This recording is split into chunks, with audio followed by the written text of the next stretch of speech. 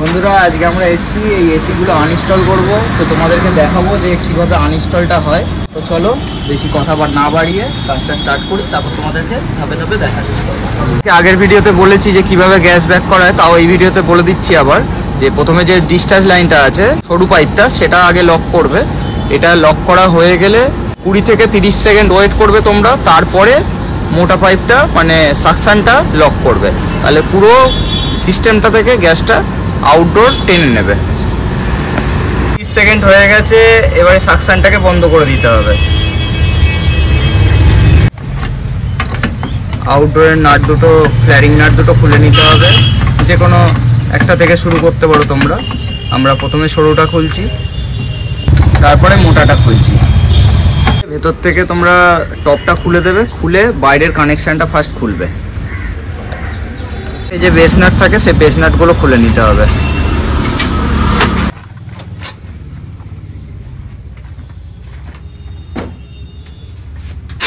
এইভাবে তোমরা টেপটা ভালো করে দেবে, কারণ ময়লা ঢুকে গেলে, মুখ দিয়ে ময়লা ঢুকে গেলে তখন ভেতরে পাইপ জ্যাম হয়ে যাবে, পুরো সিস্টেম জ্যাম হয়ে যাবে। তো এই টেপটা অবশ্যই মেরে দেবে তোমরা, আউটডোর প্লাস ইনডোর দুটোতেই।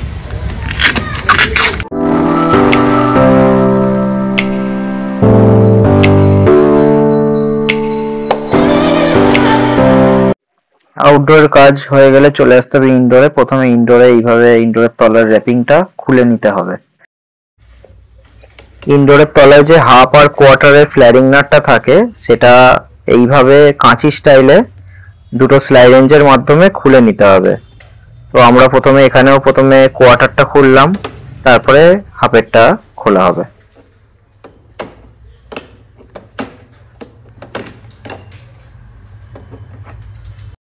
এখানে ছোট্ট একটা তোমাদেরকে টিপস দিয়ে রাখি, কাজ হয়ে গেলে ইনডোর আউটডোর পাইপলাইন যা যা আছে সব এক জায়গায় করে রেখে কাস্টমারকে তোমরা জিনিসগুলো দেখিয়ে দেবে যে এই জায়গায় এই জিনিসগুলো রেখেছি। আমি সেম জিনিসটা করেছি, কাস্টমারকে আমি মাল মেটেরিয়ালগুলো যেগুলো আমরা খুলেছি সব এক জায়গায় করে দেখিয়ে দিয়েছি। তো বন্ধুরা তোমরা দেখতে পেলে যে আমরা আজকে আনইনস্টলটা কিভাবে করলাম। কোনো যদি ডাউট থাকে আমাকে কমেন্ট বক্সে কমেন্ট করবে, ভিডিওটা ভালো লাগলে লাইক করবে একটা, আর চ্যানেলটা আমাকে একটা সাবস্ক্রাইব দিয়ে দেবে। আর যদি তোমাদের কোনো ফিউচারে কোশ্চেন থাকে কাজ রিলেটেড, তোমরা যদি টেকনিশিয়ান হয়ে থাকো বা কাস্টমার হয়ে থাকো, যে কোনো ইনকোয়ারি থাকে, তো আমাকে তোমরা কল করবে।